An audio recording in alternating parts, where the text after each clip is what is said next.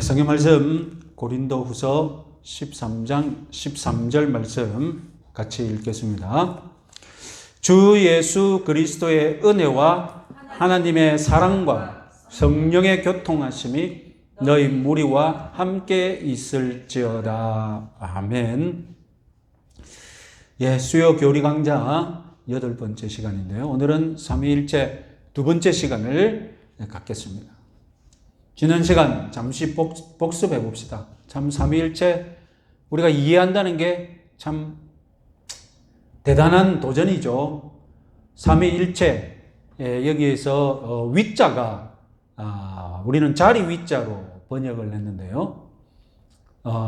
영어로는 트리니티, 그러니까 트리는 3이고 유니티, 그것은 1입니다. 영어는 그냥 삼일이라는 뜻인데 셋이면서도 하나이다라는 그런 뜻인데 우리는 번역을 하면서 위자를 넣었습니다. 자리 위자를 잘 이해해야 되는데 영어로는 person이라고 번역이 됩니다. person의 가장 좋은 번역은 인격이죠. 하나님이 인격적이신 분이시다. 우리는 그것을 믿습니다.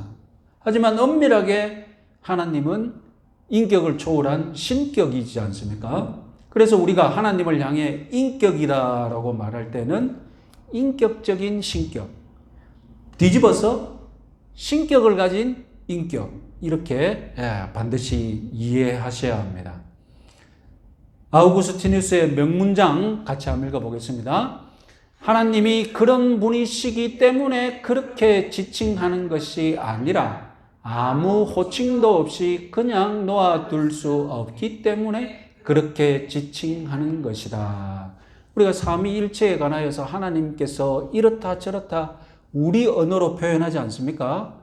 그것은 우리가 이 땅에 사용하는 언어를 그냥 어쩔 수 없이 갖다 붙인 것이지 우리가 사용하는 언어가 하나님 그것과 정확하게 일치해서 그 언어를 사용하는 것이 아니라는 뜻입니다. 그래서 우리는 하나님께서 퍼슨이라고 할 때도 그것은 우리가 이 땅에서 겪는 퍼슨이 아닌 것을 알아야 되고, 그리고 앞으로도 또 다른 언어를 하나님께 계속 붙일 때마다 우리는 이 사실을 명심해야 합니다. 그래서 삼위일체는, 삼위라는 뜻은 구별되는 인격적인 신격이 세 분 계신다, 이런 말로 우리는 억지로 이해를 하셔야 되겠습니다. 어떻게 구별이 됩니까? 구별되는 세 인격적인 신격. 제1위 하나님은 제2위 하나님을 낳는 분으로 구별됩니다. 아버지가 아들을 낳았다고 할 때 그 낳는 단어인데 제2위 그래서 아버지 하나님은 우리가 성부 하나님이라고 부릅니다. 제2위 하나님은 태어나신 발생하신 하나님으로 구분됩니다. 그래서 우리는 아들 하나님을 성자 하나님이라고 부릅니다. 그런데 여기서 발생, 출생이라는 단어를 하나님께 사용할 때 역시 우리가 유의해야 할 점이 있죠. 우리가 이 땅에서 체험하고 쓰는 발생, 출생이 하나님과 성자, 성부와 성자 사이에 그대로 적용되는 것이 아니라는 것이죠. 성부와 성자의 관계는 이 땅에서는 비슷한 것을 찾을 수가 없는 영원한 출생, 영원한 발생인 것으로 우리는 고백하게 해야 합니다. 자, 제3위 하나님, 파워포인트 한번 볼까요?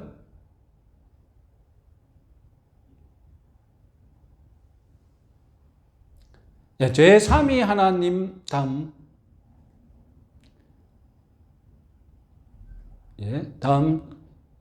제3위 이 성령 하나님은 성부 하나님과 성자 하나님에게서 나오신 하나님인데, 여기서 나온다는 것은 발출하는 하나님이시다라고 우리가 또 억지로 번역을 했습니다. 성부와 성부와의 관계에 있어서 굳이 성자 하나님은 발생했다. 그리고 성령 하나님은 발출했다고 우리가 말하는 것은 반대로 왜 성자나 성령이나 똑같이 발생했다. 아니면 성자나 성령이나 똑같이 발출했다. 이렇게 동일하게 표현하지 않는 이유가 있다는 것입니다. 모순이 생깁니다. 만약에 왜 발생이나 발출로 동일하지 않고 굳이 성자는 발생, 성령은 발출했다고 표현하는가? 두 분 다 발생했다면 성부 하나님에게는 아들이 두 명 있게 되는 셈이죠. 그러면 거꾸로 다른 방향으로 두 분 다 발출했다면 성부 하나님은 애초에 아들이 한 명도 없는 셈이 되는 것입니다. 그래서 성자 하나님이 유일하신 아들로 되려면 발생은 누구의 속성입니까? 성자의 속성이고 유일하신 아들이 되어야 하기 때문에 성령은 발생이 되면 안 되고 그냥 나오셨다고 했는데 이것은 성령이나 구약이나 신약에서 보면 하나님께서 성령을 자기의 숨으로 표현하기도 하고 호흡으로 표현하기도 하고 예수님도 제자들에게 성령을 받으라 하면서 요한복음 20장을 보면 숨을 내쉬지 않습니까? 그런 식으로 성령이 숨처럼 호흡처럼 하나님의 호흡처럼 나오신다, 발출하신다라고 우리는 표현한 것입니다. 그러면 우리가 발생과 발출의 차이를 명확하게 설명할 수 있느냐? 우리는 이 땅에서 발생과 발출의 차이점을 설명할 수 있는 그 어떤 비슷한 것도 찾을 수가 없습니다. 그냥 우리 언어로 그렇게 구별하여 최소한 모순이 없게 표현한 것뿐이에요. 그렇게 표현 안 하면 그나마 모순이 생기니까 아까 말씀드렸죠. 아들이 애초에 없는 것이 되거나 아들이 두 명 있게 되는 것이라 이렇게 표현하면 안 되지 않습니까? 이것이 최선이었던 것입니다. 자, 여기서 또 명심해야 할 것은 1위, 2위, 3위, 자리 위자로 하니까 무슨 메달 순위처럼 무슨 차등한 존재인 것처럼 이해될 수 있다는 것입니다. 우리가 고백하는 삼위일체론의 이 일체라는 말은 1위 성부, 2위 성자, 3위 성령이 동등하다는 것입니다. 차등하다는 것이 아니라 그럼 왜 1, 2, 3위로 해가지고 차등한 것처럼 인상을 주느냐? 우리 언어의 한계예요. 1위, 2위, 3위 이렇게 순위 같은 것을 매긴 이유는 성부가 성자를 낳았다고 하니까요. 순위를 매긴다면 1위는 누가 해야 되겠습니까? 당연히 아버지에게 1위 가고 아들에게 2가 가야죠. 그리고 성부에게서 나오고 성자에게서 나왔다니까 성령은 3위를 차지할 수밖에 없는 것입니다. 그리고 성부, 성자, 성령 이 순서를 보면 우리를 구원하시는 순서를 보면 우리를 구원하실 때에 하나님이 역사하시는 순서를 보면 구약에서부터 우리를 구원하시기 위해 계획을 짜시고 그저 이스라엘 백성들을 이끌어오신 분은 누구십니까? 성부 하나님이시거든요.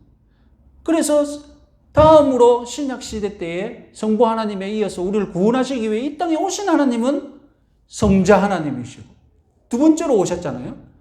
이분이 하늘로 올라가셔서 보내신 분이 누굽니까? 성령 하나님. 이 순서를 보니까 우리를 구원하시는 순서를 보니까 첫 번째, 두 번째, 세 번째로 이렇게 등장하시거든요. 그러니까 또 1, 2, 3위로 표현할 수밖에 없는 것입니다.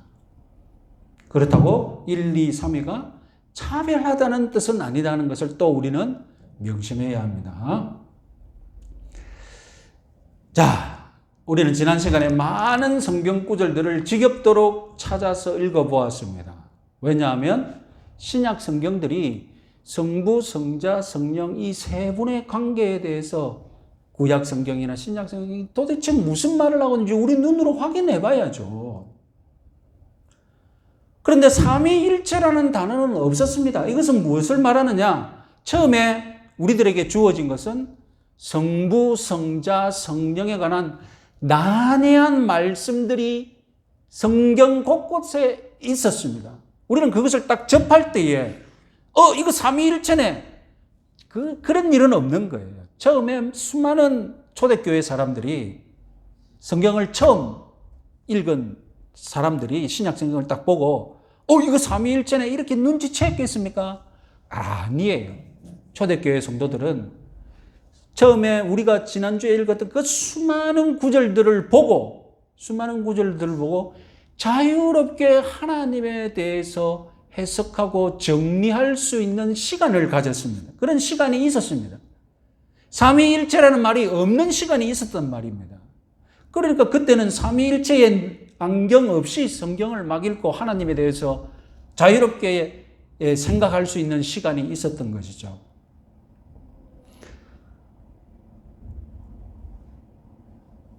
성부, 성자, 성령에 관한 그 난해한 말씀들이 먼저 있었고, 그리고 고대교회 성도들은 자유롭게 하나님에 대해서 토의하고 교리를 만드는 시간이 있었는데, 부딪히다 보니까 어떻게 된 것입니까?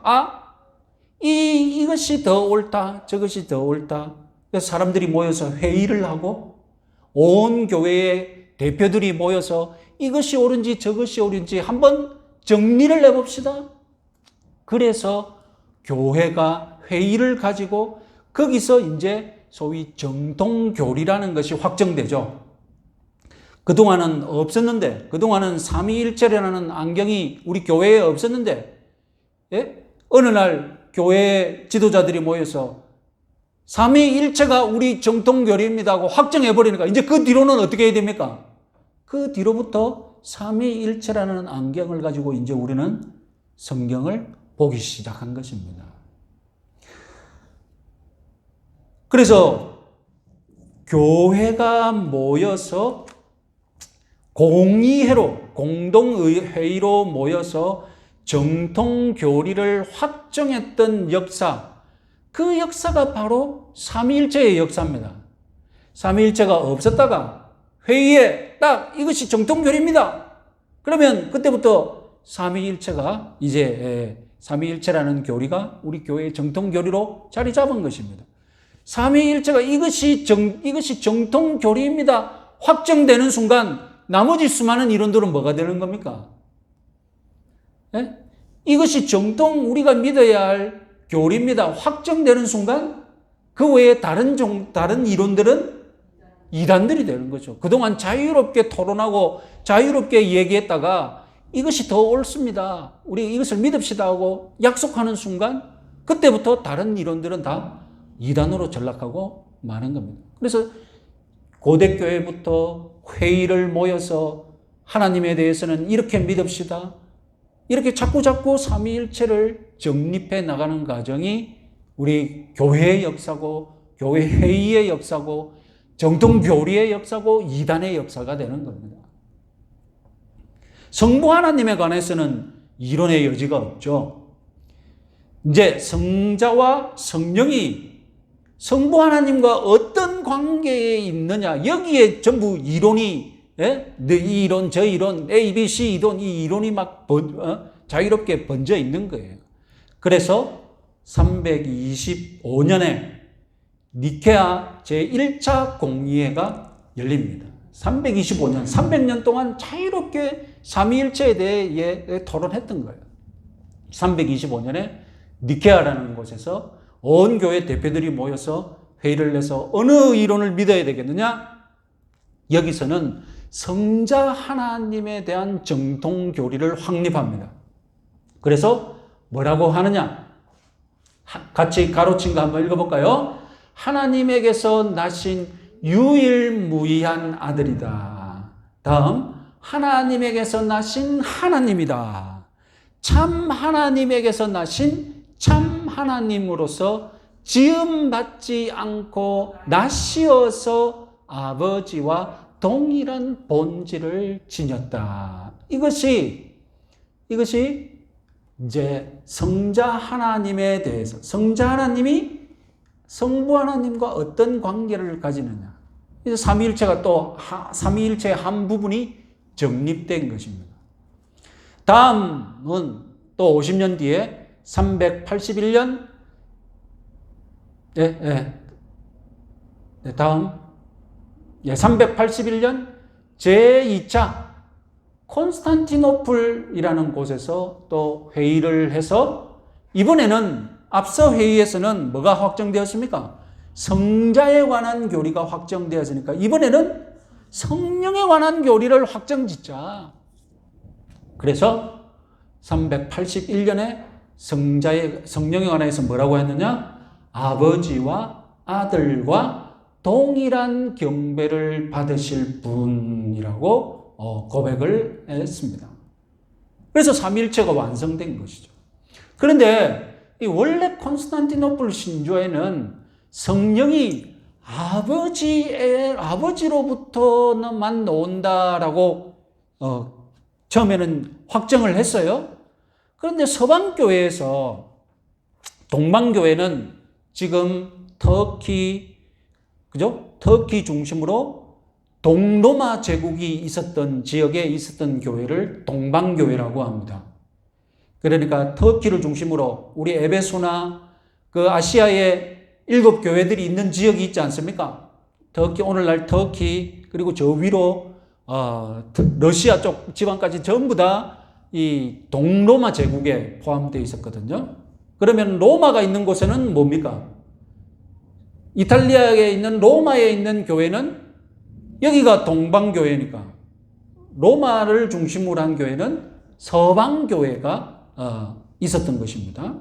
그래서 동방교회에 있는 콘스탄티노플에서 회의를 했는데 서방교회가 이 콘스탄티노플 신조를 가져오면서 서방교회는 뭐라고 유통시켰느냐? 서방교회는 성령이 아버지로부터 그리고 아들로부터라고, 이 아들로부터라는 단어를, 없는 단어를 집어넣었어요. 그러니까 동방에서는 콘스탄티노플 신조를 딱 보면 뭡니까? 성령은 아버지로부터만 나온다라고 기록이 되어 있고, 서방교회에서 떡 받아보니까 서방교회는 아버지로부터 그리고 아들로부터라고 기록이 되어 있는 거예요. 그래서 그 아들로부터, 이 라틴어가 필리오케인데 이 필리오케라는 단어를 하나 때문에 이제 난리가 나는 거예요. 동방에서는 받아들일 수가 없는 겁니다. 동방교회에서는. 왜 약속한 것을 안 하고 너가 마음대로 아들로부터를 넣었느냐? 그래서 나중에 무슨 일이 생기느냐?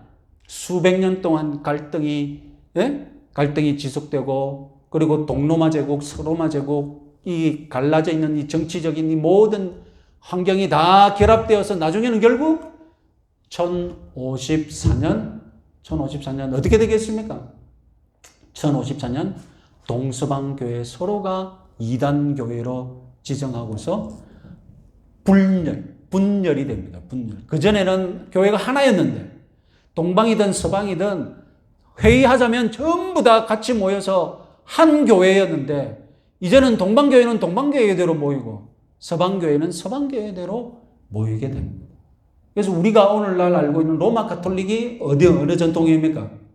로마 가톨릭은 어느 전통이겠습니까? 서방교회 전통이죠. 서방교회가 내려온 전통이고, 우리 이 로마 가톨릭에서 우리가 또 개신교가 독립해 놓아지니까 오늘날 우리는 다 어느 전통에 속해 있는 겁니까? 서방교회 전통에 속해 있기 때문에 우리도 아버지로부터 그리고 아들로부터 이 신조를 믿는 것입니다. 동방교회는 어떻게 되느냐? 동방교회는 동방교회라는 명으로 존립하지 않고 정교회라고, 이 발을 정자, 정통 정자. 그래서 오소독스가 정통이라는 뜻이거든요. 자기들이 정통이라는 거죠. 초대교회가 이 동방 지역에 다 있잖아요. 아시아의 7교회, 그리고 지금 팔레스타인, 이집트, 아프리카, 거기 다 가도 수천 년 전에 있었던, 2000년 전에 있었던 그 정교의 전통이 그대로 다 남아있거든요. 그래서 이들은 자기들을 정교회, 정통교회라고 부릅니다. 우리 공식 명칭도 동방교회라고 안 하고 알고 보면 다 정교회죠. 그런데 그 나라마다, 민족마다 이 전통이 오래됐기 때문에 다 독립되어 있어, 정교회는. 그래서 러시아 정교회, 다음에 그리스 정교회, 그리고 뭐 아르메니아 정교회, 뭐 각 나라마다 수백 년, 천년 이상의 자기 기독교, 정통 기독교의 전통을 다 가지고 오늘날도 생활하고 있습니다. 그래서 여러분, 예루살렘 가보면, 예루살렘 그 예수님이 태어난 그 예수 탄생교회는 누가 관리합니까? 누가 관리하겠습니까? 정교회가 관리합니다. 정교회가 그 다 예수 탄생교회를 다 관리하고, 예루살렘 그 지역은 다 동방 지역에 속한 지역이기 때문에 그 예루살렘의 정교회가 관리하는 그 유물들이 상당히 많습니다. 이 동방교회 정교회의 특징은 무엇이냐? 성령이 아들에게서 나온다라고 강조하지 않고 아버지에게서만 나온다고 하니까 성령이 더 자유로운 거예요. 우리는 성령이 아버지에게서 아들에게서 나온다고 하니까 두 명이 성령을 이렇게 묶고 있는 듯한 인상인데, 정교회는 아버지에게서만 나온다고 하니까 성령에게 자유를 더 많이 허락하는 거예요. 그래서 성령은 자유로우신 분이다. 성령의 자유를 추구하면 당연히 그 신학적인 분위기가 어떻게 되겠습니까? 성령은 자유롭게 활동하게 내버려둬야 되니까 신비주의적인 그런 성향이 동방교회가 우리 서방교회보다 더 신비주의적이고 심오한 그런 신앙 성격을 가지고 있습니다. 우리 서방교회가 그러면 처음에 콘스탄티노플에서는 그렇게 안 했는데 왜 서방교회에 와서 유통시킬 때에는 아들로부터 이 필리오케라는 단어를 집어넣느냐? 성경이 그렇게 말하기 때문입니다. 보시면 요한복음 16장 14절 같이 한번 읽어보겠습니다. 그가 내 영광을 나타내리니 내 것을 가지고 너희에게 알리시겠습니다. 성령이 사역하는 목표가 무엇이냐? 성령이 사역하는 목표는 예수 그리스도를 위하여서 일하신다고 예수님이 지금 말하시지 않습니까? 고린도전서 12장 33절도 한번 읽어보겠습니다. 그러므로 내가 너희에게 알리노니 하나님의 영으로 말하는 자는 누구든지 예수를 저주할 자라 하지 아니하고 또 성령으로 아니하고는 누구든 예수를 주시라 할 수 없느니라. 만약에 성령이 자유로우신 분이셔서 성자와 무관하게 활동하신다면 성령이 임하면 누구를 주라고 부르게 하겠습니까? 네? 잘 생각해 보십시오. 성령이 자유로우신 분이시다.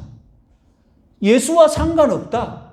그러면 성령이 임하면 성령은 누구를 주라고 부르겠습니까? 성령을 주라고 부르게 하죠. 그런데 성령이 임하면 주를 누구로 부르게 한다고요? 네? 예수를 주로 부르게 한다는 거예요. 이 신기하지 않습니까? 그러니까 성령이 활동하는 목표는 항상 누구를 염두에 두고 있습니까? 주 예수를 염두에 두고 활동하시는 거예요. 그래서 동방에서 말하는 성령의 자유, 그리스도와 무관하게 성령 마음대로 활동하는 자유, 우리 서방교회에서 볼 때는 좀 아니다 이거죠. 성령은 성령이시지만 또한 그리스도의 영, 예수의 영으로 활동하시는 그런 자유가 있는 거예요. 그러니까 성령께서 무슨 예수의 종이 되어서 무슨 억압받고 종처럼 예수를 위해 일하시느냐, 그것이 아니라 성령은 자유로우신 분이신데 성령이 자유를 마음껏 누리시면서 목표로 두고 있는 것은 항상 주 예수 그리스도라는 것입니다. 우리 서방교회는 이 점을 강조하는 거죠. 자, 그러면 다음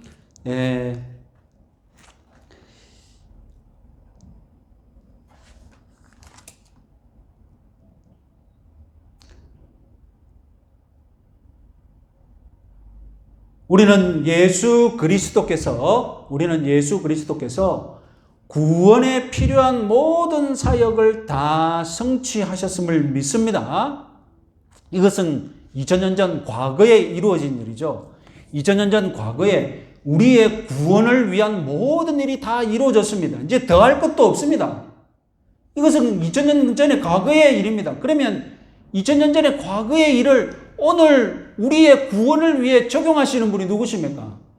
오늘 우리 구원을 위해 우리에게 다가오시는 분이 성령 하나님이시죠. 2000년 전에 그리스도의 업적, 우리를 구원시키는 충분하고 완전한 업적, 이 업적이 오늘날 우리들에게 적용되고 우리를 감동시키는 그 영향은 누구에게서 나옵니까? 성령 하나님이 하시는 일이죠. 이것은 현재 지속되는 일입니다. 여러분, 사도신경을 잘 생각해 보십시오. 첫 번째는 나는 하나님을 믿습니다. 다음 두 번째는 나는 그의 외아들 예수 그리스도를 믿습니다. 그리고 마지막은 무엇입니까? 마지막은 나는 성령을 믿습니다. 그 다음에 무엇입니까? 성령을 믿는 것 다음에 무슨 일이 있습니까? 성령을 믿는 것 다음에 오늘날 저와 여러분들이 체험하는 모든 것들이 다 있지 않습니까? 죄가 용서받는 것과 몸이 부활하는 것과 영원히 사는 것을 믿습니다. 그 다 누가 하는 일이라는 겁니까? 성령 하나님이 오늘날 우리들에게 다 적용시키고 깨우치고 느끼고 확신하게 하는 것이라는 것입니다. 그래서 성령은 언제나 그리스도의 영으로서 과거 2000년 전에 예수님이 이루어 놓으신 모든 것을 어떻게 하신다고 오늘 우리들이 누릴 수 있도록 오늘날 우리들과 동행하고 우리들과 역사한다는 말씀입니다. 자, 결국 동방교회와 서방교회 차이점 이제 이해하셨죠? 동방교회와 서방교회는 결국 이 성령이 아들에게서 나온다 이 단어 하나 때문에 문제 삼다가 오늘날 1000년 전에 동방 서방으로 나눠졌습니다. 몇 년 전부터 이제 동방교회 서방교회 대표가 만나서 과거에 그 서로 정죄하던 것도 다 풀고 서로 정죄들 보고 이제 다시 통합하자고 하는데 여러분 이미 1000년이나 지났는데 어떻게 통합하겠습니까? 예? 이 땅에 대한민국에도 지금 30년 갈라진 교단이 합치기도 힘든데 1000년 동안 갈라진 교회가 어떻게 여러분 하나가 되겠습니까? 불가능하죠. 거기서부터 최초의 분열로부터 오늘날 교회가 이렇게 되었다는 것 기억하시기 바랍니다. 자, 그러면 정통 삼위일체론과 다른 이단들, 그들은 어떤 삼위일체론을 믿고 있느냐? 첫 번째는 양태론이라는 이단이 있습니다. 자, 삼위일체론은 두 가지가 있지 않습니까? 성부, 성자, 성령 삼위가 하나다. 이것이 삼위고, 다음은 성부, 성자, 성령이 동일하다. 삼위일체의 핵심은 이 두 가지거든요. 이 두 가지 중 하나를 부인하는 거예요. 첫 번째는 뭘 부인하느냐? 첫 번째는 성부, 성자, 성령 삼위가 있다는 걸 부인하는 거죠. 하나님은 한 분뿐이다. 하나님은 한 분으로 믿어야 한다. 그래서 단일신론. 하나님은 한 분, 단일하다. 그리고 일위신론. 일위만 있다. 고집하고 삼위를 부인하는 것이 양태론입니다. 대표자는 사벨리우스라는 사람이 있고요. 그래서 오직 한 분인 하나님이 신적인 존재가 세 가지 모습으로, 세 가지 양태로 나타난다. 하나님이 때로는 아버지 가면 쓰다가, 때로는 동일한 하나님이 때로는 아들의 가면을 쓰고, 때로는 성령의 가면을 쓰고 나타난다는 거예요. 그러면 아버지나 아들을, 이것은 독립된 인격이 아니라 다 비유적인 가면 같은 것이라고 이들은 말하는 것이죠. 그래서 어느 때는 아버지로 나타나고, 그러니까 성육신 전에는 하나님은 무엇으로 존재했겠습니까? 아버지로 존재했습니다. 성육신 했을 때는 하나님은 무엇으로 존재합니까? 아들로 존재하고, 예수님이 승천하신 이후에는 하나님은 성령의 모습으로 나타난다.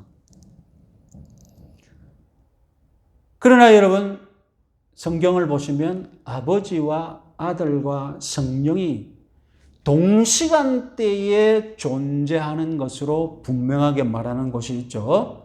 마태복음 3장, 예수님이 세례받으실 때 땅에서는 성자 하나님이 계셨고, 하늘에서는 성부 하나님이 너는 내 아들이라 내가 너를 기뻐하노라고 말씀하고, 그리고 하늘로부터 무엇이 내려옵니까? 성령 하나님이 비둘기처럼 내려오잖아요. 그럼 뭐 이 세 가지 장면을 한 사람이 어떻게 소화합니까? 너는 내 사랑하는 아들이라 내가 기뻐하노라 말하자마자 성령 타고 비둘기처럼 변장해가지고 내려왔는데, 그 비둘기가 사라지고 바로 아들로 변장해야 됩니까? 불가능하잖아요. 동시에 세 분이 삼위가 등장했지 않습니까? 그러니까 이것은 변장하고 뭐 이 모습으로 드러난다, 저 모습으로 한다, 불가능하다는 것입니다. 그리고 14장 26절 같이 한번 읽어보겠습니다. 보혜사 곧 아버지께서 내 이름으로 보내실 성령 그가 너희에게 말한 것을 가르치고 내가 너희에게 말한 모든 것을 생각나게 하리라. 만약에 하나님은 한 분뿐이고 가면을 세 개 쓰는 거라면 이 말씀도 어떻게 하시겠단 말입니까? 아버지께서 예수의 이름으로 보내실 성령, 이럴 필요가 있습니까? 어차피 가면 쓰는 건데. 성령 그가 너희에게 말한 모든 것, 예수님이 말한 모든 것을 가르치고 생각나게 할 것이다. 무슨 일을 이렇게 괜히 복잡하게 합니까? 하나님이 세 분이 안 계시다면 예수님이 이런 말할 이유가 없잖아요. 세 분 다 구별되어 있으니까 지금 이렇게 말씀하시는 건 아닙니까? 하나님 한 분인데 가면 써서 말한다면 이게 말이 안 되는 거죠. 자, 다음으로 이것은 양태로는 하나님이 한 분뿐이다라는 것을 강조해서 무엇을 부인한다고요? 삼위 구별된 세 분이다라는 것을 부인하는 것이 양태론이고, 그러면 또 삼위일체론의 또 중요한 속성이 무엇이냐? 무엇이 있습니까? 세 분이 동등하다. 1위, 2위, 3위지만 동등한 하나님이다라고 삼위일체론 우리가 고백하는 게 정통이지 않습니까? 그럼 이걸 부인하는 사람이 있는 거예요. 그래서 삼위를 인정하되 하나님 세 분 있다. 성경을 뭐 봐도 하나님 세 분 있다. 그런데 이 세 분의 계급처럼 차등하여서 있다라고 얘기를 하는 것이죠. 동등됨을 부인합니다. 그래서 대표적인 사람이 아리우스, 그래서 아리안이즘, 종속설을 가리켜서 뭐 그런 식으로 얘기합니다. 자, 아들과 성령, 아들이든 성령이든 하여튼 하나님과 동등하지 않다는 겁니다. 아버지께 종속된 존재, 아버지가 더 큰 존재, 아들과 성령은 그보다 못한 존재라고 얘기하는 겁니다. 그러면 아들이 존재하지 않은 시간이 있다라는, 우리는 아버지가 아들을 영원 전부터 낳았다고 할 때에 영원 전부터 낳았다라고 하는데, 여기서는 뭐라고 말하느냐? 우리 사람이 자기 아들을 낳는 것처럼 아들을 낳을 때는 아들이 없었던 적이 있지 않습니까? 그렇죠? 아들이 없었던 적이 있는데 낳는 순간 아들이 이제 이 땅에 존재하는 거잖아요. 마찬가지로 성자 하나님도 성부 하나님에게 하나님이 낳았다면 없었던 시간이 있고 아버지가 낳음으로써 그때부터 존재했다는 것입니다. 그러니까 아들은 어떤 존재냐? 제1의 피조물, 제1의 창조물, 제1의 창조물이라는 것입니다. 하나님이 제일 먼저 지은 존재. 또 양자로는 것이 있습니다. 양자로는 무엇이냐? 예수는 원래 종교성이 강한 인간이었는데, 인간적인 존재였는데 열심히 십자가를 짐으로 하나님을 감동시켜서 부활 승천하면서 무엇이 되었느냐? 하나님이 되었다라는 것입니다. 그전에는 하나님이 아니었는데 인간적인 존재였는데 십자가 부활 승천으로 인해 그때부터 신적인 존재가 되었다라고 이 얘기를 이렇게 하는 것입니다. 자, 대표적인 종교가 그런 이단이 여호와의 증인인데요. 여호와의 증인은 이 자체적인 자기들만의 번역 성경이 있습니다. 왜냐하면 우리 번역 성경으로 여호와의 증인들이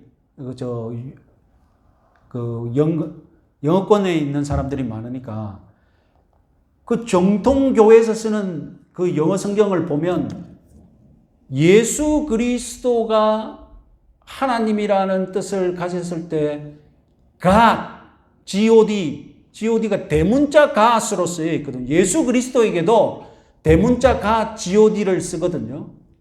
이거 우리 못 믿는다. 하나님이 대문자 God라면 예수님은 소문자 God여야 한다. 예수님은 여러 신들 중에 하나님처럼 되신 분이시지 원래부터 하나님과 똑같은 대문자 God가 아니다. 그래서 자기들이 쓰는 성경을 따로 만들었어요. 우리 서방교회에 쓰는 모든 성경은 다 예수님에게도 하나님이라고 말할 때 다 뭐라 한다고요? 대문자 God를 쓰거든요. 우리 이게 안 된다. 그래서 여러분 모든 이단들이 대부분 우리가 쓰는 성경 구절을 다르게 해석하지 자기들만의 성경을 감히 만들지는 않거든요. 그렇잖아요. 오늘 한국교회 이단들 보십시오. 우리가 쓰는 성경 그대로 쓰죠. 우리가 쓰는 성경을 가지고 다르게 해석할 뿐이죠. 그런데 여호와의 증인은 용감하고 대담하게 자기들이 쓰는 성경을 따로 출판해버렸어요. 그래서 소문자 God가 있는 성경을 인쇄해서 이거 봐라. 우리가 믿는 하나님은 이런 하나님이다라고 증거하고 있어요. 대단한 용감 무상함 간이 배 밖으로 나왔죠. 성경을 바꿀 생각을 하다니. 대단한 이단이죠. 대단한 이단. 자, 그러면 이처럼 성자와 성자의 위치를 강조시키거나 또 어떤 또 이단들은 성령이 인격적인 분이 아니다. 성령만은 성부와 성자는 동등한데 성령만은 동등하지 않다. 그렇게 고백하는 분도 있고, 그러니까 이게 이단도 있고. 그러면 성령은 뭐냐? 하나님의 힘이다. 인격적인 존재가 아니라 하나님의 힘을 성령이라고 얘기했다. 그런 식으로 얘기하고. 성령은 무엇이냐? 인격적인 분이 아니라 은사다. 성령의 은사라고 하니까. 성령은 은사 같은 분이지 인격적인 분이 아니시다. 이렇게 고백하는 이단들도 있다는 것입니다. 자, 그러면 우리가 2시간에 걸쳐서 삼위일체론을 공부했었는데 삼위일체론이 유익하냐? 도대체 유익하냐? 삼위일체론이 왜 이래 중요하냐? 삼위일체론을 통해서 우리는 무엇을 얻을 수 있느냐? 첫 번째, 우리는 하나님의 경륜에 관하여서 감탄할 수 있습니다. 로마서 11장 33절 같이 한번 읽어보겠습니다. 깊도다 하나님의 지혜와 지식의 풍성함이요 그의 판단은 헤아리지 못할 것이며 그의 길은 찾지 못할 것이로다. 삼위일체가 있기 때문에 우리는 하나님의 수준을 넘지 못하는 거예요. 삼위일체 교리가 우리가 이해할 수 있는, 이단들이 이해했던 것처럼 삼신론이든지, 아니면 일신론이고 뭐 가면을 3번 쓰고 나타난다든지, 이렇게 우리가 완벽하게 이해할 수 있는 하나님이라면 하나님 수준이 어떻게 되는 겁니까? 하나님 수준이 한없이 내려와 가지고 우리 지성 요 위에서 있는 하나님이 되겠죠. 그런데 우리가 삼위일체를 이해할 수 없지만 억지로라도 우리 언어로 표현을 해서 이렇게라도 이해할 수 없는 분을 믿어야 한다고 할 때 하나님은 어떤 분이 되십니까? 우리 지성을 초월해 계시는 분이 되시죠.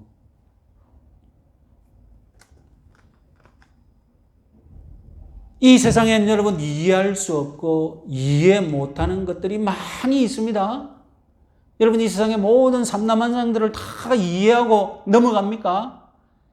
내가 삼라만상을 다 이해해야 이 세상에 존재하는 것을 믿겠다고 여러분 그렇게 믿습니까? 아니지 않습니까?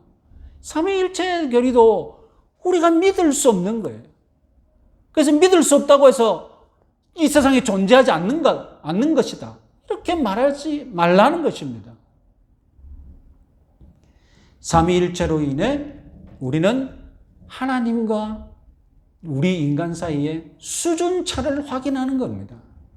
수준차를 없애겠다 하면 어떻게 하면 됩니까? 수준차를 없애겠다고 하면 삼위일체, 정통 삼위일체 부인하고 하나님은 세 분 하나님이든지 하나님은 한 분 하나님이든지 억지로 이단을 주장하면 됩니다. 그러면 내가 하나님 수준이 되든지 하나님이 내 수준으로 내려오든지 되는 거예요. 그러나 우리가 겸손하게 하나님은 우리들이 이해할 수 없는 삼위일체 하나님이다라고 하면 하나님은 우리들보다 저 위에 계신 분이시고 그러면 내가 믿을 만한 분이 되는 거예요. 수준차가 있으니까. 내가 모든 것을 다 이해할 수 있는 분이라면 그걸 하나님이라고 왜 믿어요? 내가 신비를 갖춘 분을 하나님으로 고백하는 것이 좋습니까? 신비도 없고 내가 모두 다 이해해버리는 하나님을 믿는 것이 여러분 더 좋겠습니까? 여러분은 어떤 하나님을 믿으실랍니까? 내 짧은 지성으로 다 이해할 수 있는 하나님? 과연 그런 하나님을 하나님이라고 믿을 가치가 있을까요? 아니면 내 지성으로 초월해 계신 하나님, 내 지성으로는 도저히 이해할 수 없는 신비를 가진 하나님, 그 하나님이어야 믿을 만하지 않겠습니까? 삼위일체가 바로 이런 신비감을 우리들에게 준다는 것입니다. 그래서 세 번째로 우리 인간의 벨기에 신앙고백서 9조 같이 한번 읽어보겠습니다. 비록 이 교리가 인간의 모든 이해력을 뛰어넘지만 그럼에도 우리는 하나님의 말씀에 기초해서 그 교리를 믿는다. 그렇지만 우리는 나중에 하늘에서 그 교리에 대한 완전한 지식과 유익을 맛보기를 기대한다. 이것이 여러분 삼위일체를 믿어야 하는 이 이유가 되는 거예요. 잘 설명하지 않습니까? 세 번째로 삼위일체가 중요한 것은 우리 인간 경험 세계에서 삼위일체와 똑같은 비유를 찾는 것은 해롭다는 것입니다. 삼위일체를 설명하기 위해 햇빛, 그리고 밑에 자라나는 것, 하여튼 별걸 다 끄집어 가지고 삼위일체를 똑같은 비유를 찾고자 하지만 그것은 그럴 가치가 없다는 것입니다. 이 세상에는 삼위일체를 설명할 수 있는 비유가 없음을 오히려 믿으시기 바랍니다. 비유를 찾고자 하는 것이 오히려 제2계명을 어기는 것입니다. 이 땅에서 하나님의 형상을 만들지 말라고 했지 않습니까? 그 계명을 어기는 것입니다. 삼위일체는 영원한 신비로 믿으시기 바랍니다. 네 번째로 하나님은 우리가 하나님의 이름을 관해서 말했을 때 철학적으로 하나님을 표현하면 뭐였습니까? 존재 그 자체, 존재의 근원, 최고의 선, 최상의 존재, 뭐 철학적으로 하나님을 그렇게 표현한다고 했지 않습니까? 그런데 그런 분이 아니시고 하나님은 세 분으로 계신다는 것은 영원전부터 이 세 분이 어떻게 했다는 것입니까? 이 세 분이 교제를 나누면서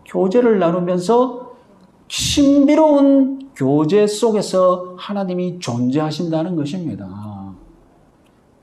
그래서 하나님은 추상적이고 뭐 그런 분이 아니라 교제를 나누시기를 좋아하시는 분이시라는 겁니다. 역동적으로. 예? 역동적으로 둘도 아니고 둘이면 너무 재미없었는가 봐. 셋이어야 재밌게 교제할 수 있다고 그렇게 생각을 하셨는지 어쨌든 영원전부터 셋으로 존재하시면서 이 세 분이 서로 교제를 나누시면서 오늘날까지 그래서 하나님의 신비는 다름 아니라 세 분의 교제라는 것입니다. 그럼 구원은 무엇이냐? 구원은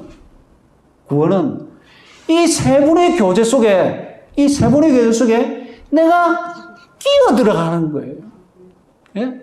우리 구원을 표현하는 방법 중에 하나가 뭐 이 땅에서 뭐 잘 먹고 잘 살고 뭐 그런 것이 아니라 정말 하늘 수준에서 본다면 하나님이 영원전부터 세 분이 누리고 있는 교제 가운데 느닷없이 우리를 끼워주시는 것. 이것이 구원의 핵심이다라는 것입니다.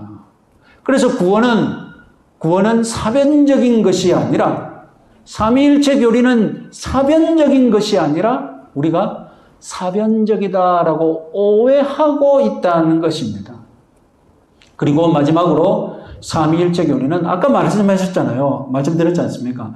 삼위 하나님의 교제에 우리가 끼어 들어가는 것이니까 구원이라든지 기도라는 것인지 기도를 당장 적용해 보세요. 기도는 누구에게 합니까?